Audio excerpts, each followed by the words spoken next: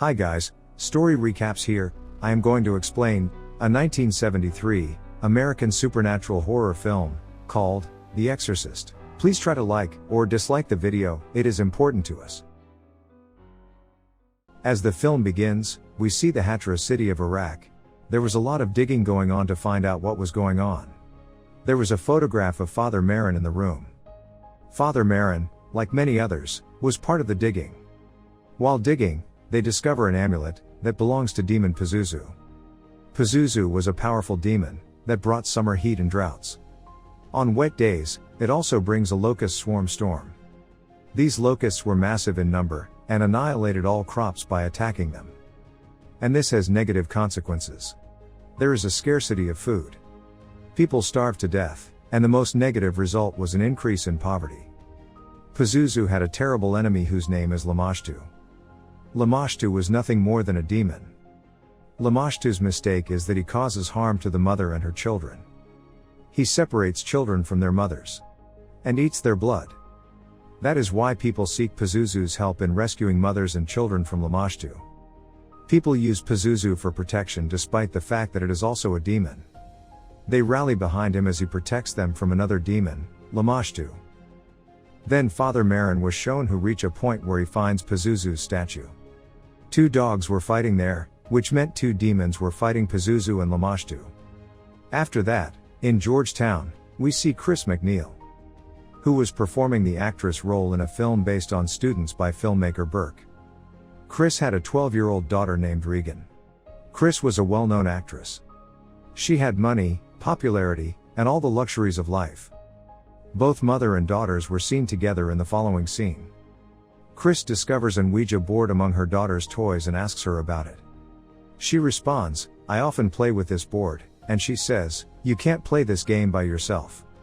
She responds, "I don't play this game by myself, Captain Howdy joins me." Chris invites her to play with her and says, "You should teach me how to play this." When she attempts to play, the board moves away on its own. She finds it funny. And she tells this to her daughter in a joke. "Because I believe you do not want to play the Ouija board with me." Her daughter responds, "Not me, Captain Howdy, but you should not play."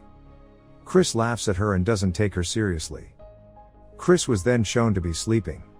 She is awakened when the phone rings. Chris notices her daughter sleeping with her. She inquires as to why you are sleeping here. Her daughter responds that my bed was shaking, which made it difficult to sleep. Chris dismisses this and walks out of the room. Chris hears some voices from the left room that she had previously heard. She went up to the second floor but couldn't discover anything. Chris drives Regan to the doctor's office. Regan misbehaves with doctor when he sees him. She speaks negatively about the doctor. Chris learns from the doctor that her daughter has a nerve condition. That's why her voice is so harsh. She is now quite irritated. And, over time, this turns into depression. Chris informs doctor that her daughter is not experiencing any challenges. According to the doctor, Regan's father does not live with her and has not contacted her. This could be the root of her anger. After that, Father Karras was shown whose mother was admitted to a mental hospital by her brothers. And this upsets his mom greatly. His mother was an elderly lady with shattered feet who refused to be treated by the doctor. That's why she's been admitted here. Father Karras wanted to transfer mother to a larger hospital, but he couldn't afford it. Then his mother passes away. He becomes depressed. Chris arranges a party at her home and her daughter appears there. She introduces herself to a visitor and states that her father resides on the second floor of this house. People are taken aback when she urinates while standing there. Chris bathes her and forces her to sleep in her bed. Regan's bed began to shake when Chris returned. Regan begins to yell. Chris was witnessing everything, but she couldn't make sense of it. That is exactly what is happening. Chris takes her to the doctor once more. And the physicians do a number of tests on her. And she had to go through a lot of suffering. All of her tests, however, were absolutely normal. She is okay, according to the doctor. She has no issues. Her pain, however, increases with each passing day. And suddenly she's being dragged out of bed, shaken in the air, and thrown back. And Regan was yelling, "Save me or I'll die." But Chris was unable to interfere. and Regan becomes possessed as a result, and loses control of the physicians who give her a sleeping shot to put her to sleep. When Chris comes back from the doctor, she knows that her director died, after falling from the rooftop. And Burke was with Regan so she wouldn't be alone. Then Regan tumbled down the stairs in a horrible way, and blood was dripping from her mouth. Chris becomes afraid. Doctors and psychiatrists couldn't figure out what was wrong with her. They performed numerous tests on her and found no evidence of sickness. All of the tests were negative. Everyone suggests that Chris visit the magician. Then we see William arrive to meet with Regan, who was in charge of Burke's case. They question Chris about that night. She also claims that several unusual things occurred following Burke's death. He says everything with such seriousness that her neck is twisted to the backside. When William walks out, loud voices can be heard coming from Regan's room.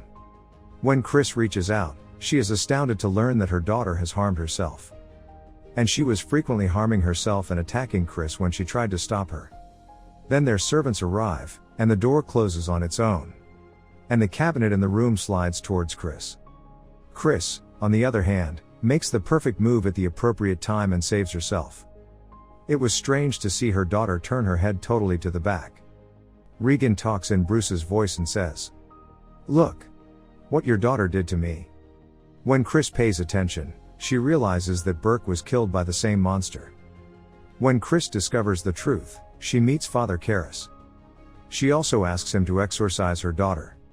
Father Karras initially denies, then accepts her request. When Father Karras approaches her, she was totally possessed by that evil. And Regan's demon is irritated by Kara's mother's death. He believes Regan was unaware of my mother's death. And she said it right. Then she discovers that Chris was correct. However, approval from the church was required for exorcists. Hell was written on her body. Father Karras is convinced that she is possessed by a demon after learning all of this. Father Karras listens to the recording of Regan, in which she is naming as Father Marin.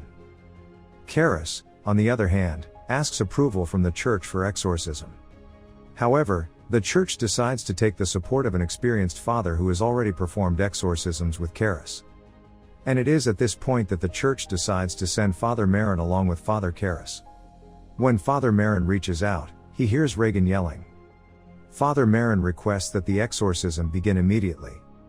The exorcism then begins. As the exorcism process progresses, Regan begins to yell angrily. She is abusive to both her mother and father, and her bed begins to shake violently and rises into the air in front of them. They do not, however, put an end to exorcism. They continue with the exorcism. And her bed collapses. With his powers, that monster moves the items here. Father Marin was abused as well. Regan's hand straps open, and she flies upward. Both fathers control her and bring her back to normalcy in the face of adversity. And there's a demon shade over there, according to Father Marin. And Father Karras was really sad here since he blamed him for his mother's death. Following that, Father Karras begins the exorcism. As he approaches him, she speaks in his mother's voice. And she blames him once more for his mother's death. Father Karras couldn't keep it together. Father Marin asks for him to step outside. The exorcism is then begun by Father Marin. Karras returns to the room after a bit. Then he discovers that the demon killed Father Marin. Father Karras becomes enraged, and orders the demon to enter his body and leave Regan alone. The demon does the same thing, leaving Regan's body and entering Karras's body. In order to reverse the demon's destruction, Father Karras sacrifices his life. He leaps out the window. As he collapses, a large crowd gathers around him. Then a friend of Father Karras appears and helps Karras in leaving this world. Regan returns to normal. She has completely forgotten all that has happened to her. Regan and her mother leave that town after a few days.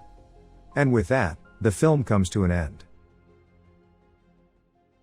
Subscribe and turn on the notification. You can also dislike or like the video to appreciate our hard work.